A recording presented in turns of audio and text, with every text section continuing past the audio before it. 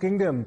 The UK police, after a mass stabbing incident caused at least 10 serious injuries, well, they've now managed to apprehend 2 suspects after this multiple stabbing incident on a London-bound train that took place late Saturday night. Now, a large number of people have also been taken to hospital, and there's been a large-scale emergency response as well. Armed police, backed by police cars and a fleet of ambulances, swarmed the station in the eastern rural town of Huntingdon in Cambridgeshire after the alarm was raised about the attack and the train was brought to a halt. Now, the police there tweeted, and I'm quoting it, they're saying that we are currently responding to an incident on a train to Huntingdon where multiple people have been stabbed. This is what the British Transport Police had said, and it also added that 2 people have been arrested. Cambridgeshire Police added that a number of people have been taken to hospital. They're currently being treated for injuries after that stabbing incident. The Prime Minister of the United Kingdom, Keir Starmer, has also put out a message on the social media platform X. He said, "The appalling incident on a train near Huntingdon is deeply concerning. My thoughts are with all those affected, and my thanks go to the emergency services for their response. Anyone in the area should follow the advice of the police."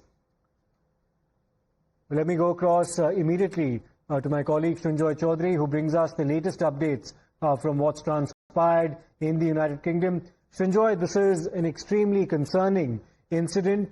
10 people reported injured. We're awaiting updates about their fate and whether or not there are any casualties as a result of this multiple stabbing incident that took place on board a train. What exactly happened, and is the United Kingdom calling this a terrorist attack as of now, or are they still waiting to ascertain the antecedents of those who've been apprehended?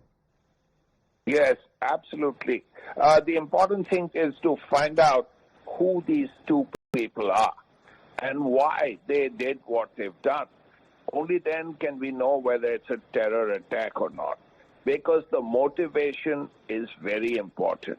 The important thing is they are going quite naturally to be questioned.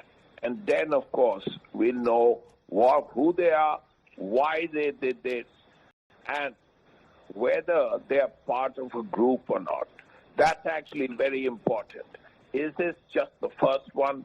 Are there many that have been planned if there is a group which is responsible for all this? Now, those have to be avoided. This entire effort by these people, if they are terrorists, has to be stopped. And naturally, the investigations, the questionings are very crucial. We'll probably know very shortly who they are and why they did what they did.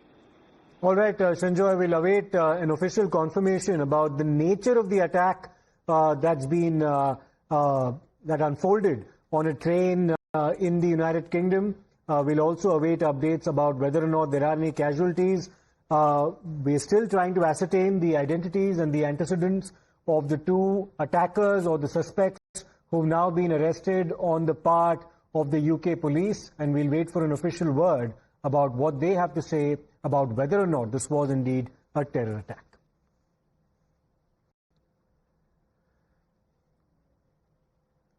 And Srinjoy, what's also very disturbing about what's happened in the UK is that this is part of a spate of such relatively low-intensity attacks that have taken place in the United Kingdom.